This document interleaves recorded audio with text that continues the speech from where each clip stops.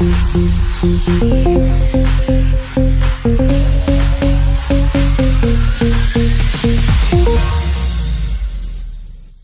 up, everybody? This is Lamar from the Fresh Movement. We are back with Randy BOWDEN Jr. from Hustle and BK. Welcome to the show. Thank you so much. Thanks for having me, guys. No problem.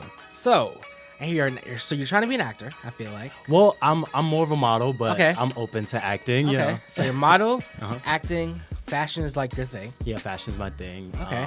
And I sing too, so. Oh, you do? Yeah. Oh, so you doing music? I'm working on my project, so we'll get that. More information about that soon. All right. So where are you from? I'm from Birmingham, Alabama. Country boy, born and bred. Yeah. So I've moved here about 7 years ago. Okay. It's been a journey for sure. Yeah, from Alabama to New York. Yeah, two totally different polar opposites. Right. What made you want to move?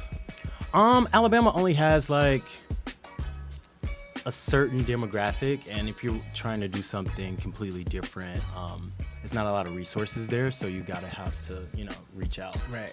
So I majored in fashion, went to the University of Alabama, and then I landed an internship with Marie Claire magazine. So I was like, I gotta get to New York. Get to New York. And of course, like the difference of like trying to find somewhere to stay versus Alabama, it was a little struggle, but you know, I've been here since then. Now I have family in Alabama. I don't know I think Montevallo. Oh, Montevallo. So, yeah. That's not too far from Birmingham. Yeah. So it's a lot. Montevallo, I like that. Shout out to them. Listening. Shout out to Montevallo. It's just I feel like New York, the hustling bus was kind of like where I was born and raised, so that's kind of where. Yeah. I kind of know the hustle. Yeah, exactly. It's dog eat dog, Very much so. Very much so. So speak to me about the whole, if you said you were interning with fashion and how did that come about? Well, like I was saying, my major was fashion at University of Alabama, and I had changed from music. I was a violin performance major. Been playing violin since fourth grade. So I got into music conservatory, and I was like, this is not, what I want to be doing for the rest of my life. So I was trying to figure out, like, what can I do to still fulfill, the happy in me, Right. So I was going through all these majors and all of that, and then fashion sticked out. So I remember one teacher, her name was Elena Groh, and she just really, cultivated this creative part of me. So I started a blog. It was called The Black Book, and they really leveraged me from Alabama to be competitive in New York. So I applied for a Marie Claire sweepstakes thing. They would come to your school and put on a fashion show. I didn't win. But the editors emailed me and was like, oh my God, we loved your looks. Like, we want to give you a summer internship. So, I packed up my stuff. I found some people to live with, and that was history. And then I came back and interned with Diana Furstenberg too. Okay, she's a big name. Yeah, it definitely gave me some thick skin, because fashion and fashion girls are like ruthless. So really. That's crazy. Especially fashion press. Specifically, it's like based on your looks and everything like that. Well, no, more of things have to be at magazines at a certain time. Celebrities have to be dressed by a certain time, and usually things are last minute. So yeah, it's very stressful. That's why I don't work in that facet anymore.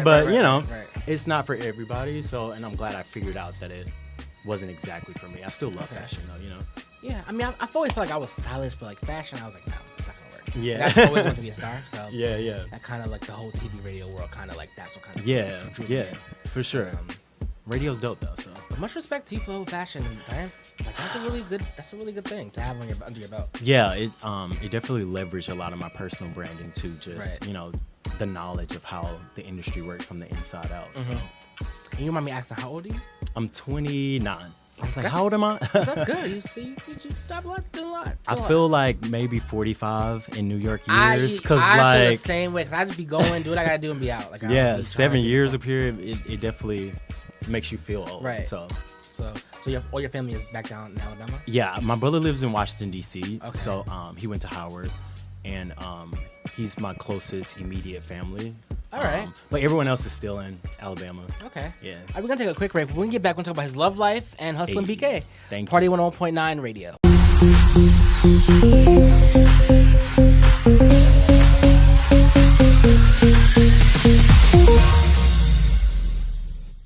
All right, guys, we're back to Fresh Movement, Lamarck, Party 101.9 Radio.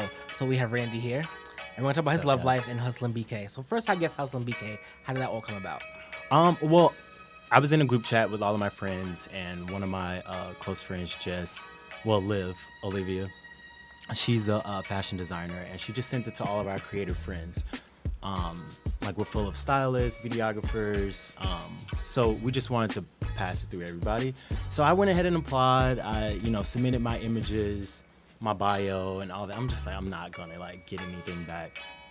So the casting producer immediately emailed me back like, hey, want to schedule a Skype interview? So I was like, okay, I guess, that's a good thing. And then I asked everyone else, like, did they get reached out? Like, did you, schedule a Skype? So most of them did. And the process just kept going. I had another Skype interview. Then we had to submit all these baby pictures from like, knee high off the ground to like high school. Just for like a background? Well, I guess for them to get a full grasp of like, where you came from, who you are, like all of that. And I never forget, I got the actual call like, hey, you've been casted. But she was like, there's just one thing. I was like, okay, like, what's that one thing? And she was like, we want to know about your love life. Like, you mentioned your boyfriend, you mentioned, this is your first like openly happy gay relationship. Right. So I was like, oh man, I don't know if he's gonna do it, because he was supporting me like, oh, this is your thing. Like, I don't want to really, TV isn't my thing. So he was like, okay, yeah, I'll do it. I'll meet with her. I'll Skype. And of course they loved him, and they would like want to cast both of you. Right. So yeah, that's how we got here. BT's first gay, kind of interracial relationship. Right. So like, it's a lot weighing on us, and we're excited. As far as like, were you nervous about the whole like gay being on TV? Because that's not, especially minority. I feel like they don't put a big picture. Yeah, I was extremely. But they don't, not a big picture, but they don't put a good light. Yeah, I was extremely nervous, extremely like back and forth. Some days I was like, yes, I'm gonna do it, and then some days it's like, why have I even gotten this far in this process? Right. Because both of my parents are ministers in Alabama, so all my life, like, it's been, church, and I'm a church boy singing up in the choir and like all of that. So like that playing in the back of my head the entire process, and the network wanting me to sit down with my parents and all of that. So it was a lot of back and forth mentally for me. Right. So yeah, I've gotten in a such better place with like all of it, but it was hard at first. How are your parents now? Are they accepting, or are they? Yeah, like actually my oldest sister, I talked to her first about the situation. She was supporting. She was like, we've been known, like, she was bringing up all these old receipts of like how she knew. And I was like, why do you remember that? So she was like, you have to tell mom. You have to tell her you've gotten the show, you've gotten this far. So I was at my best friend's house, and you didn't tell her you got the show. Well, I got to a certain point to where it would be like, okay, I'm cornered. I have to say something. Right. Because, with production and, with talent, producers and all that, you just really never know. Like, you can get the show and then be like, okay, bye. Mm-hmm. So I wanted to get to a certain point where I would at least say something, and not have to deal with like, oh, I'm not really going to be on the show.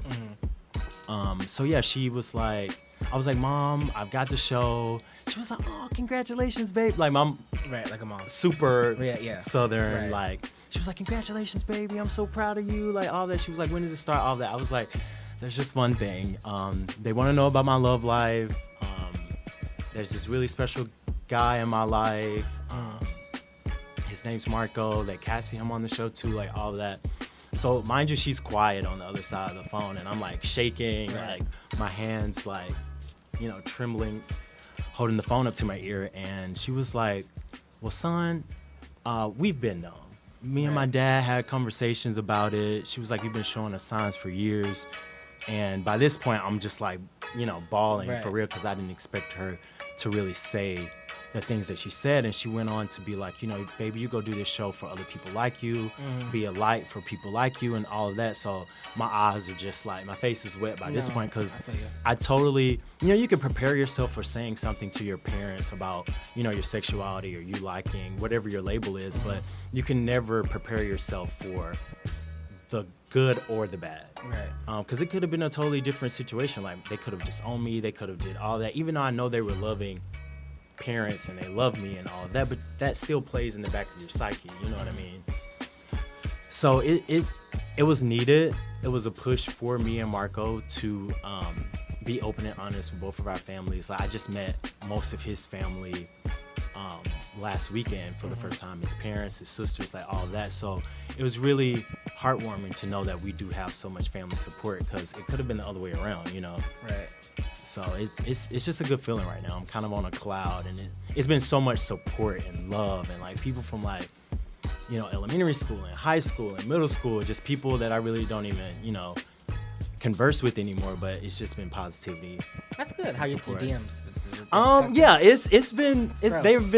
they've been lit, but you know, it's a lot of times you have to block out the negativity and just let, you know, the positivity lead you forward. So I definitely feel you. I definitely feel like I had that kind of, I wanted to like come up before I even did my radio show, but like I didn't have that choice. Yeah. I felt like I wasn't there yet. Right. So I came out like, I feel like last year. Right. Yeah, last year. So I totally get what you're saying, the whole mom-dad situation. And it's like they could know, but then it's like, if you don't say anything and like actually drop that, like, hey, I have something to tell you, it's always just gonna be like, what if? Yeah, I mean, my mom was great. My dad, no, was still right. But you know, I mean, it's a work in progress. I'm glad like you're on TV, like giving that, because that's like what my whole message is, like to inspire. Right. It's like be that for the youth that don't have that figure. Yeah. And no shade to anybody that is from the LGBT community that acts a certain way. That's just not how I identify with myself. As. Exactly. So it's good to see someone else like on TV giving that.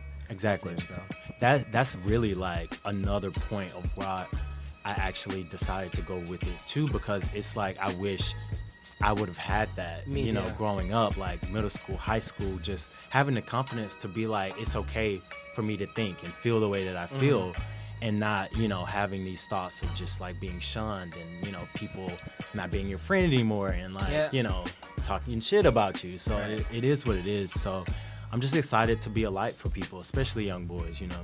Yeah. So you give them your social media handles and your where they can watch the show. You can watch the show every Tuesday on BET at 10 p.m. Eastern Standard Time, and my social handles across the board are at Randy Bowden Jr. That's RandyBowden Jr.